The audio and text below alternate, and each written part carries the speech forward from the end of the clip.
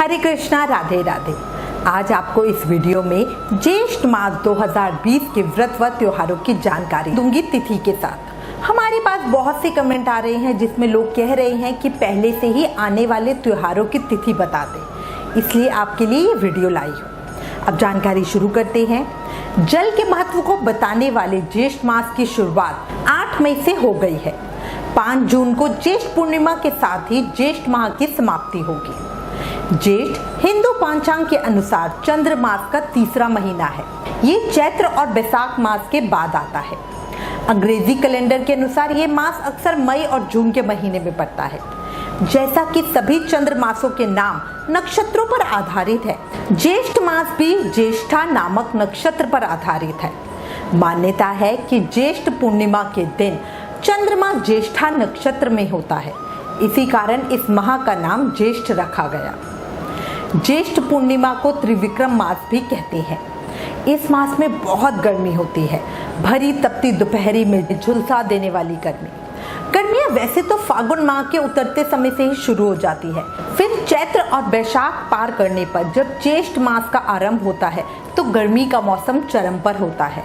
इसीलिए हमारे ऋषि मुनियों ने ज्येष्ठ में जल का महत्व बहुत अधिक माना है।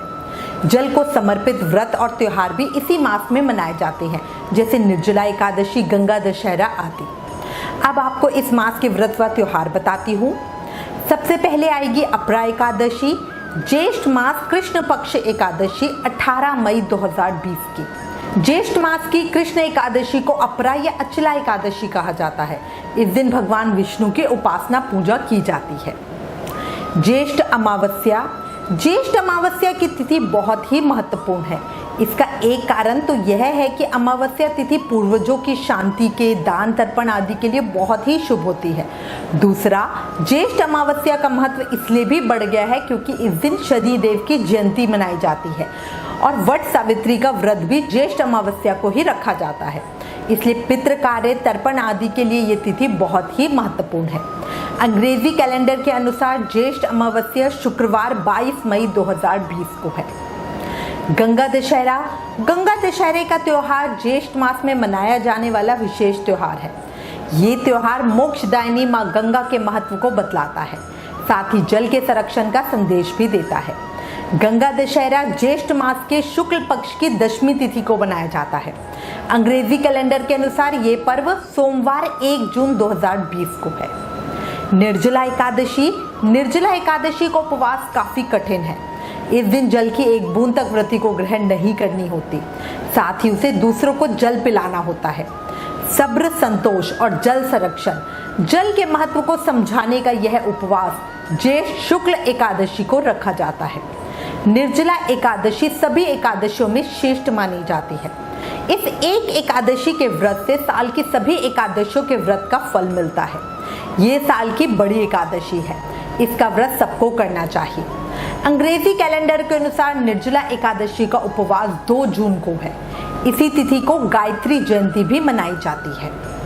ज्येष्ठ पूर्णिमा, वट पूर्णिमा, कबीरदास जयंती। वट पूर्णिमा व्रत वट सावित्री व्रत की तरह ही है। इस दिन भी विवाहित महिलाएं सुख समृद्धि और अपने पति की दीर्घायु के लिए उपवास रखती हैं। लेकिन वट पूर्णिमा व्रत मुख्यतः महाराष्ट्र, गुजरात और दक्षिण भारत के राज्यों में ज्येष्ठ पूर्णिमा के दिन मनाया जाता है, जबकि उत्तर भारत के राज्यों में यह ज्येष्ठ अमावस्या को वट सावित्री व्रत के रूप में मनाया जाता है। वट पूर्णिमा का व्रत और ज्येष्ठ पूर्णिमा 5 जून को मनाई जाएगी। इसी दिन भक्ति काल के प्रमुख संत कबीरदास जी की जयंती भी मनाई जाएगी। 5 जून 2020 को ही सत्यनारायण भगवान का व्रत भी रखा जाएगा। 6 जून को चंद्र ग्रहण है, जिसमें चंद्र की हल्की उपछाया है। इस ग्रहण का असर भारत में मान्य नहीं है, इसलिए किसी भी प्रकार के सूतक नियम नहीं लगेंगे। ज्येष्ठ शुक्ल पूर्णिमा प्रारंभ हो रही हमारी 5 जून को 3:15 AM पर, सुबह के 3:15 पर 5 जून को पूर्णिमा तिथि शुरू हो रही है और जून 6 को 12:41 AM पर पूर्णिमा तिथि समाप्त होगी। मैं उम्मीद करती हूँ इस वीडियो में दी गई जानकारी आपके लिए उपयोगी होगी। इससे रिलेटेड अगर आपके पास कोई भी कमेंट्स या सजेशन हो तो प्लीज हमें लिखें। Please like, share and subscribe. Thank you. Hare Krishna.